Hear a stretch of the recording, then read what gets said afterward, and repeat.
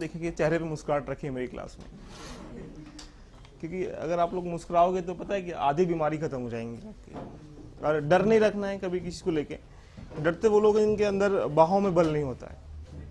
तो पहली क्लास में मेरी लो है, किसी क्लास भी लीजिएगा तो अंदर की जो भावनाएं हैं बिल्कुल सकारात्मक रखिएगा कि हमारे सामने बिल्कुल कुछ नहीं है, बस एक रास्ता है, उसको तोड़ना है। कैसे तोड़ना है, स्टार्ट करते हैं। हालांकि आप मेरे नाम से परिचित हो ही गए होंगे और स्टार्ट करते हैं। सीसेट,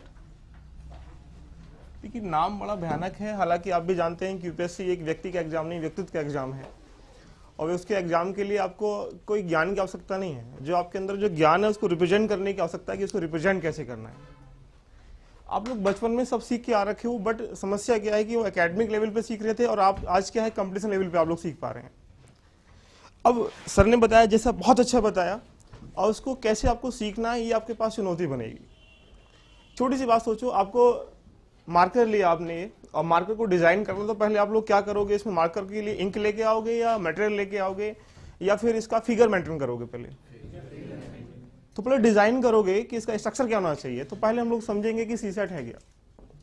सीसेट कुछ नहीं है, लोगों के लिए डराने के लिए एक शब्द है कि जब एग्जाम में बच्चा कहीं ना कहीं रुक नहीं पा रहा तो उसको रोकने के लिए हमने क्या स्टार्ट कर लिया, सीसेट। सब जानते हैं बेसिकली कि कब से स्टार्ट किया गया इसको, 2011 से। और लगातार देखा जाए इसका वेटेज जो है लगातार निरंतर भयानक रूप से बच्चों को परेशान कर रहे हैं, और परेशान उन्हीं बच्चों को कर पा रहा है, ध्यान रखिएगा, जो लगातार डर पा रहे हैं कि हमारा बैकग्राउंड एकेडमी में मैथ नहीं रहा, हम लोग बायोलॉजी से हैं या कॉमर्स से है, नहीं फर्दर है। ध्यान रखिए, हालांकि मैथ से कितने लोग हैं background, raise your hand. Very good, कोई दिक्कत ही नहीं इनका साथ। और बाकी जो लोग नहीं है उनके साथ और भी दिक्कत नहीं, ध्यान रखिएगा। क्योंकि आप लोगों के ध्यान रखिएगा, आपने एक चेयर को बना लिया पहले, तो चेयर को असेंबल करना है मुझे बस। और जिन लोग बिल्कुल नहीं पढ़ पाए, ध्यान रखिएगा, उनकी तो चेयर को ऑटोमेटिकली मैं ही बनाऊंगा, ध्यान रखिएगा। तो आप समझ जाइए कि ये तो अच्छे हैं ही, जो लोग नहीं पढ़े ये और भी अच्छे हैं, ध्यान रखिएगा। हालांकि डर इनको कम होता है, इनको डर क्या होता है, ध्यान रखिए, और ज्यादा होता है। तो मैंने कह दिया कि ये तो और भी अच्छे हैं, क्योंकि इनकी डिजाइन क्या करूंगा, मैं ही डिजाइन करूंगा इनके पॉइंट ऑफ व्यू को। चलिए स्टार्ट करते हैं। तो डर तो नहीं है किसी के अंदर ना सीसेट के लिए। अगर मेरी क्लास में आप लोग आ गए हो तो मैं प्रॉमिस कर रहा हूँ कि विद इन 2-3 क्लास हम लोग लग जाएगा कि हाँ सीसेट कुछ भी नहीं है, बस एक हुआ था, और उसको दूर करने के लिए कैसे हमने डिजाइन किया। और यूपीएससी सिर्फ एक बातों का और एक चीजों को एनालाइज करने का ही क्या है, एक तरीका है। सब जानते हैं कि लोकतंत्र क्या है, प्रजातंत्र क्या है, या ब्यूरोक्रेसी क्या है, डेमोक्रेसी क्या है, बट डिजाइन तुम कैसे कर पाओगे, तुम्हारे ऊपर पर्सनैलिटी है।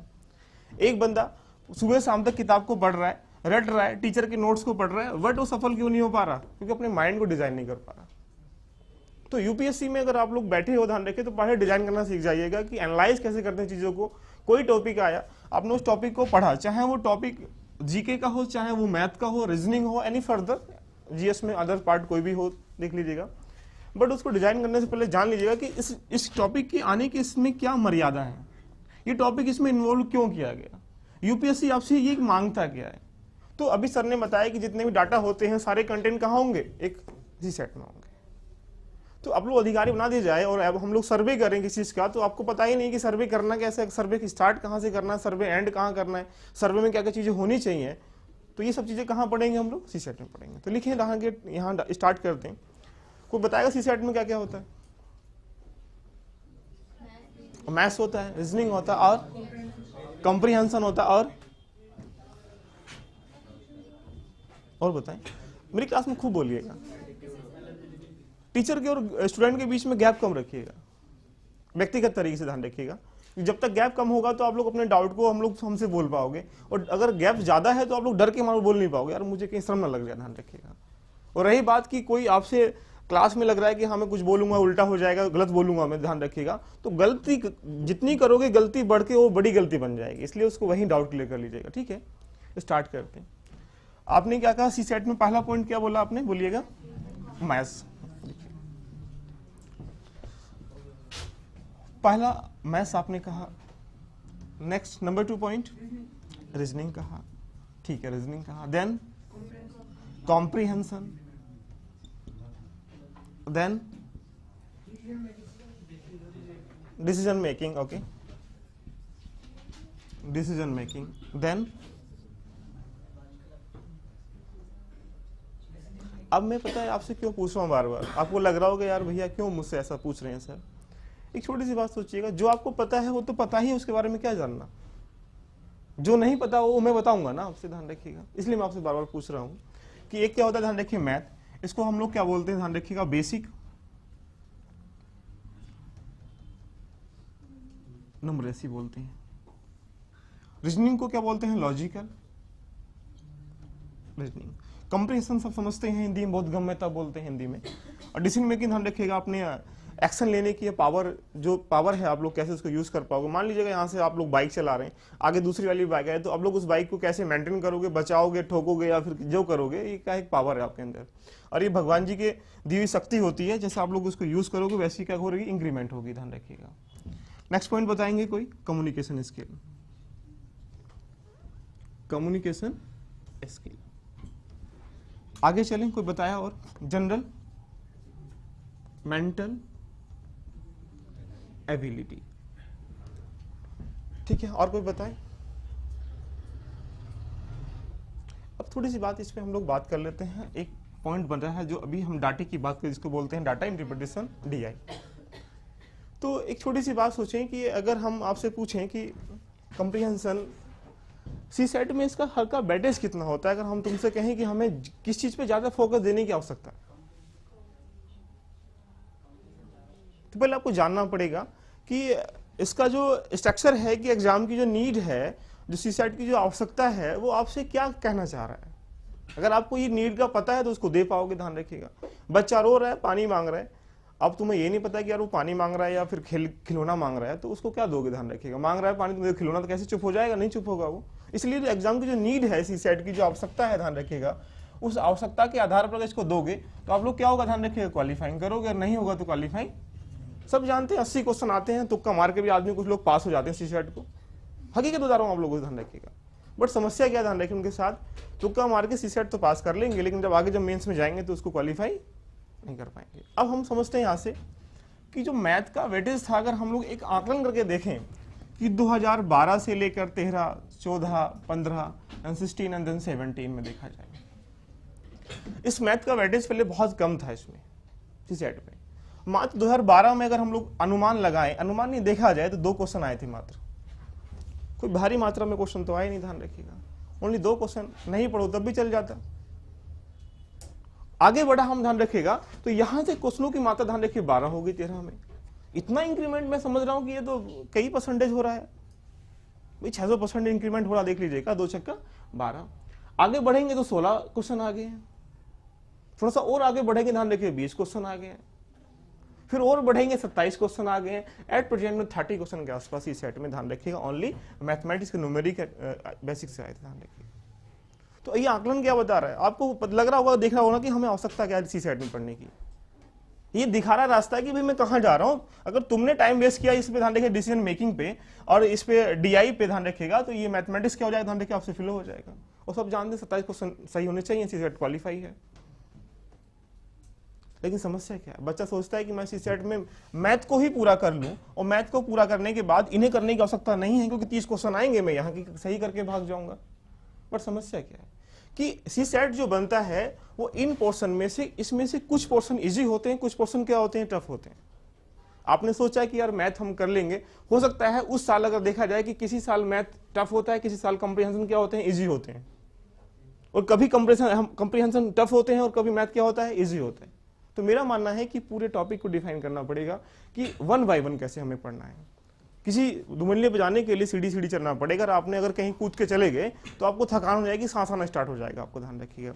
चलें स्टार्ट करें। अब बात करते हैं कंप्रीहेंशन की, ध्यान रखिए, ये रहा कंप्रीहेंशन। यहां अगर हम लोग देखें तो इसका वेटेज लगातार निरंतर कोई घटा बढ़ा नहीं है, 2-3 नंबर आगे पीछे लगातार चलते चले गए हैं।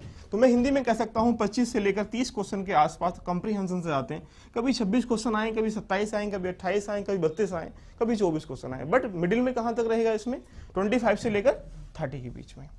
अब बात करते हैं डिसीजन मेकिंग। डिसीजन मेकिंग की अगर हम लोग आपसे बात करें जनरल मेंटलिटी के इसके साथ साथ, तो यहाँ 7 से 8 क्वेश्चन यहाँ इन्वॉल्व होते हैं। डिसीजन मेकिंग के 2 से 3 क्वेश्चन यहाँ 100% की बात कर रहा हूँ आएंगे। लॉजिक रीजनिंग की अगर हम लोग बात करें, ध्यान रखिएगा, तो यहाँ 8 से लेकर 9 क्वेश्चन होते हैं। और एक पॉइंट और बचा होगा आपका, वो बचा होगा एनालिटिकल एबिलिटी। इसके भी कम से कम 3 से 4 क्वेश्चन होते हैं जो सिर्फ एक रीजनिंग का ही पार्ट होता है। एनालाइज करना होता है कि मान लीजिएगा मैंने यहां से लिखा 2 और 4 लिखा, तो अब बताओ आगे क्या आएगा, कैसे 6 आ जाएगा, आपने क्या सोचा? बात कर लेते हैं, हंसते रहो मुस्कुराते रहो मेरी क्लास में। मैंने कहा यहां क्या आएगा, सोचिएगा, असेंबल करिएगा माइंड में क्या आएगा। जब यहाँ यही चीजें आप लोग देखेंगे, मैंने यही कहा ना, आपके ऊपर डिपेंड होगा कि क्या एनालाइज कर पाते हैं। आपने कहा कि यार 2 का मल्टीपल से जा रहा है तो यानी 8 आना चाहिए, और यदि वो 2 के गैप से जा रहा है तो यहाँ 6 होना चाहिए। बात समझ में आ रही, ध्यान रखिएगा। और अगर हम लोग एक तुलना इसमें और भी करें, ध्यान रखिएगा, सम विषम पे जाएं तो हम लोग देखें कि यहाँ 2 नंबर सम है, 4 सम है तो 6 आ जाएगा उसके वे पे। तो ये डिपेंड करेगा ऑप्शन के ऊपर, ध्यान रखिएगा। तो इसी को हम लोग बोलते हैं एनालिटिकल एबिलिटी, ध्यान रखिएगा, जो कि इसका ही क्या है, ध्यान रखिए, हिस्सा है, ध्यान रखिएगा। हालांकि जो ये DI ही है ना, इनको तोड़ने के लिए मैंने ऐसा किया कि DI जो है ये भी किसका हिस्सा है, ओनली मैथ। क्योंकि पूरी DI चाहे वो पाई चार्ट हो चाहे वो कुछ हो, ध्यान रखिए, ओनली डिपेंड किसके ऊपर होती है, परसेंटेज के ऊपर डिपेंड होती है कि गांव में इतना % व्यक्ति मेल हैं, इतना फीमेल हैं, इतना इसमें मैरिड हैं, इतना अनमैरिड हैं, तो व्हाट इज द एरिया या व्हाट इज द एरिया में कितने %, ध्यान रखिएगा, पूछ लेगा जो मन उसका मन करेगा। तो अब हम एक बात आपको समझ पा रहे हैं कि कर रही कम्युनिकेशन स्किल की बात, यहां से ये ऑप्शन CSAT के पार्ट में होता है कि कैसे होती है। बट आज तक का रिकॉर्ड है कि इस 11 से लेकर 17 तक के एग्जाम में इससे आज तक का एक भी क्वेश्चन एग्जाम में नहीं आया है, 0 का वेटेज रहा है इसमें। अब जनरल मेंटलिटी की बात करें, कितना क्वेश्चन हो गया यहाँ से, 7 से 8। अब एक बात सोचिएगा, आप लोग आराम से लगाइए, DI की बात करेंगे 3 से 4 ग्राफ आते हैं, 3 से 4 क्वेश्चन आते हैं। अब ये बताइएगा CSAT में पढ़ने के लिए पहले हमें आवश्यकता क्या है, ध्यान रखिएगा। कम्युनिकेशन की कोई आवश्यकता तो हमें है नहीं, और समझ में आ रहा है। तो अब तुमको देख पा रहे हो कि यार CSAT में जो डर है हमारा वो कहाँ पैदा हो रहा है। कोई भी व्यक्ति 100% तो मैं कह सकता हूँ कोई कर ही नहीं पाता है, ध्यान रखिएगा। लेकिन CSAT क्वालिफाइंग करने के लिए कुछ पोर्शन मैथ्स से हो जाए, कुछ पोर्शन कंप्रीहेंशन से हो जाए, काफी है। कोई ज्यादा आवश्यकता इसकी करने की हमें है नहीं, ध्यान रखें। तो स्टार्ट करें, तो लिखें यहाँ डाल के सिलेबस की बात करते हैं पहले, कि मैथ में क्वेश्चन कैसे कैसे होते हैं, कहाँ कहाँ से क्वेश्चन कैसे आते हैं, देखेंगे। तो लिखिए मैथ का सिलेबस स्टार्ट करते हैं।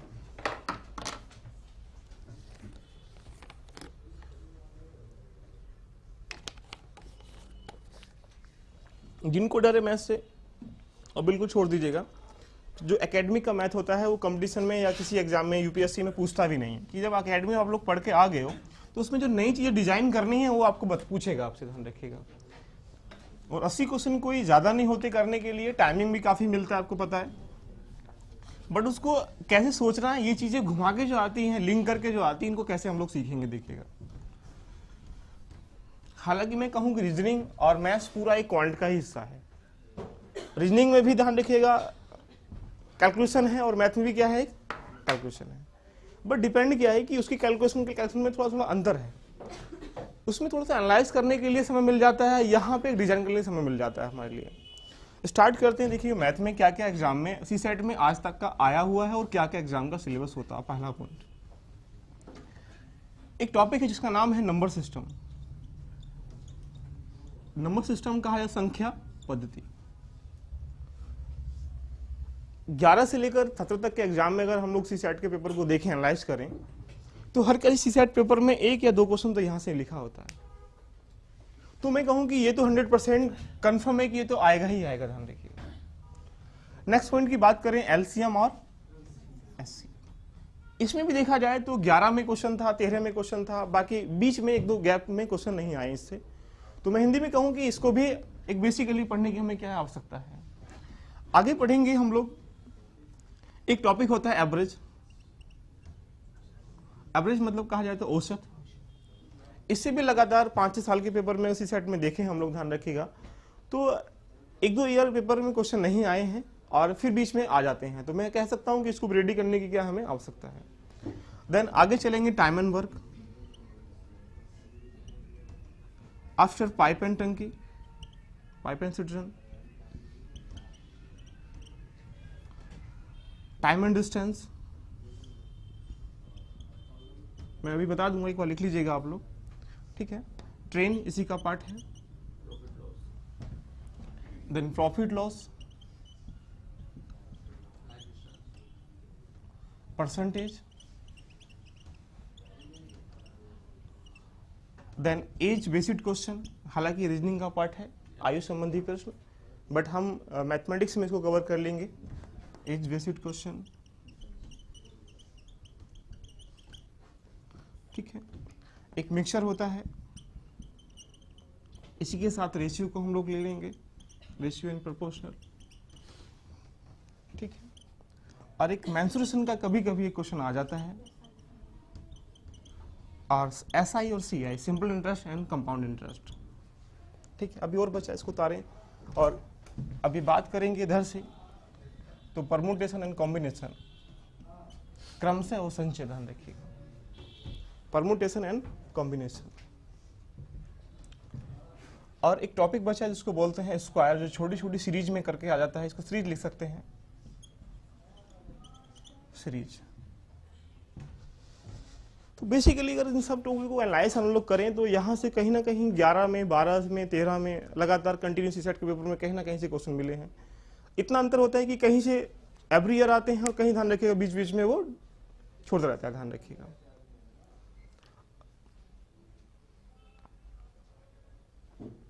एक टॉपिक और इसमें प्रॉफिट लॉस में आता है जिसको बोलते हैं डिस्काउंट, जिसके 3-4 बार क्वेश्चन देखने को मिले हैं इसी सेट में, ध्यान रखिएगा, छूट जिसको बोलते हैं डिस्काउंट। जी हाँ, बॉटम स्ट्रीम से भी, तो हम लोग उसको ट्रेन में कवर कर लेंगे, बॉटम स्ट्रीम, क्योंकि boat and stream same point of view, time and distance, right. तो अब हम लोग ये देखें कि यहाँ से ज़्यादातर महत्वपूर्ण जो चीज़ें हैं, जहाँ से एग्जाम 100% क्वेश्चन लेके ही आता है, ध्यान रखिएगा। तो ये जो टॉपिक है, जिससे मैं एक बार कहूँ कि जैसे इंग्लिश में बात करूँ, तो इंग्लिश में पूरे इंग्लिश की जो एक मेंटेनेंस ही करता है, वो क्या करती है, वर्ब करती है।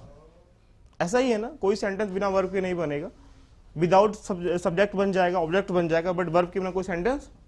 तो वर्ब क्या है, इंग्लिश की एक आत्मा है, ध्यान रखिए। ऐसे ही मैं कहूँ अगर पूरे मैथमेटिक्स में अगर हम लोग देखें तो ये जो परसेंटेज टॉपिक बैठा है ना, परसेंटेज, एक पूरा परसेंटेज एक अपने आप में, ध्यान रखिएगा। देखो SI पढ़ेंगे तो परसेंटेज में रेट ऑफ इंटरेस्ट आएगा, ठीक है। प्रॉफिट लॉस पढ़ेंगे तो परसेंटेज में प्रॉफिट लॉस होगा, ध्यान रखिएगा।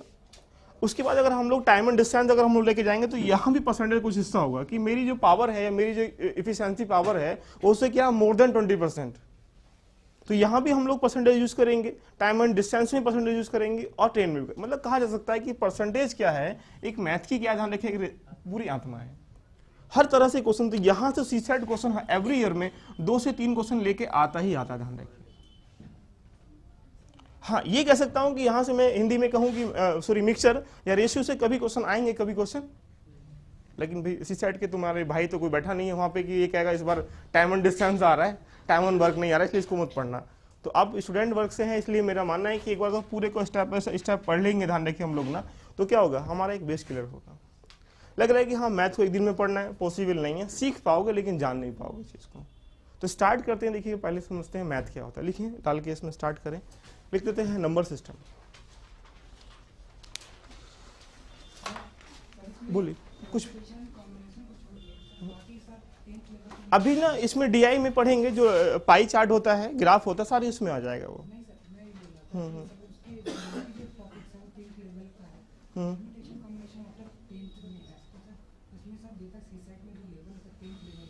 टेंथ का ही होता है। देखो 2 चीजें होती हैं, जैसे कि अब मैं सारी चीजें एक्सप्लेन कर रहा हूं, देखिए बोर्ड पे कोई भी टॉपिक होगा वो सारे 10th लेवल का ही लिखा है। अब सोचिएगा कोई एग्जाम अगर कंडक्ट करा रहा है, कोई भी संस्था करा रही है, ध्यान रखिएगा, तो लिखने के पास ऐसा कभी हो ही नहीं सकता है कि जो लेवल लिखा है उसी लेवल का आ जाए। मान लीजिएगा नंबर सिस्टम से 2 क्वेश्चन आया, ध्यान रखिएगा, तो एक क्वेश्चन कहां से होगा, बेसिक कंसेप्ट से होगा, और एक क्वेश्चन का होगा उसका हायर कंसेप्ट से होगा। अब सोचिएगा मैं यहाँ से बेसिक कंसेप्ट करा के निकल के चला जाऊं, और आप लोग क्या सोचेंगे, यार हायर से नहीं हुआ और 2 क्वेश्चन आ गए यहाँ से, तो एक तो आप कर पाओगे, तुम्हें उस टाइम मेरी याद आ जाएगी कि भैया ने कराया था ऐसे। बट जब एक जवाब छूटेगा तो गुस्सा भी आएगा। तो मेरा एक कंसेप्ट आपके सामने ये रहेगा, ध्यान रखिएगा, कि जब हमें किसी समुद्र में डुबकी लगानी है, ध्यान रखिए, तो आराम से लगा के पूरी डुबकी क्यों लगाया जाए। कि 2 कंसेप्ट होते हैं किसी भी टॉपिक के, ध्यान रखिएगा, एक बेसिक कंसेप्ट होता है, ध्यान रखिएगा, और एक हायर जो टफ कंसेप्ट होता है।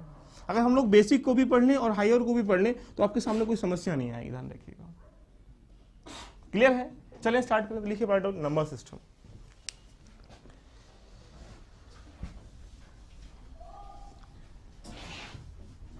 बहुत बेसिक सुनेंगे, ध्यान रखिए, लगातार क्वेश्चन चलते चले जाएंगे कि कैसे हमें इनको इन्वॉल्व करना है।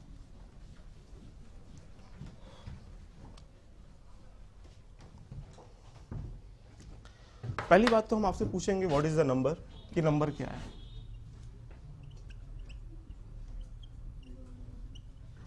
नंबर सिस्टम बताया कोई नंबर किसे कहते हैं, या व्हाट इज नंबर बताएं। ये वो चीजें हैं जो हमें एकेडमी में नहीं पढ़ाई जाती। कंपटीशन वो सिखाता है जो आपने आज तक पढ़ा एकेडमी में, उसमें कमियां क्या रही हैं। मैं आपको एक बेस दे रहा हूं, ध्यान रखिएगा कि 1 से लेकर 12 तक एकेडमी हम लोग जो पढ़ते हैं, तो यहाँ सिर्फ ये सीखते हैं कि जैसे हमें गलत पढ़ें या सही पढ़ें, पढ़ना सीखें बस। जैसे छोटा बच्चा होता है, कच्ची पेंसिल उसको क्यों दी गई? इसलिए कि लिखना सही सीखे, इसलिए गलत लिखना सीखे? नहीं, गलत लिखे या सही लिखे, लेकिन लिखना सीखे पहले। तो एकेडमी भी सिर्फ यही है कि कुछ न कुछ करना सीखो पहले, बाकी जब यहां से करके तुम आगे जाओगे, ध्यान रखिएगा, तो फिर उसको एनालाइज करना सीखिएगा। तो जब आप लोग यहाँ कंपटीशन में बैठते हैं, तो जो वर्तमान जो चीजें होती हैं उनको सुधार के नई चीजें एस्टैब्लिश करनी है हमें, तो कैसे करेंगे, वो क्या है, कंपटीशन बन जाता है। हालांकि अगर हमने ज्ञानी व्यक्ति अगर लेना होता IAS में, तो समझ सकते हैं कि IIT को उठा के ले आते, ले भैया तू UPSC क्वालिफाई कर, बिना करे DM बन जा, आराम चला दे, इसको कोई दिक्कत नहीं है। बट आपको ज्ञान का परिचय नहीं है, जो आपके अंदर छुपी हुई चीजें हैं उनको आप लोग उसको रिप्रेजेंट कैसे कर पाते हैं, वो तरीका क्या है। आप लोग पूरी सारी किताबें पढ़ लीजिएगा और UPSC में जाके बैठ जाइएगा, बिल्कुल सेम लिख के आइएगा। मैं ये भी नहीं कह रहा, बिल्कुल सेम लिखने की कॉपी, ध्यान रखिएगा, आपको कभी पास नहीं करेगा।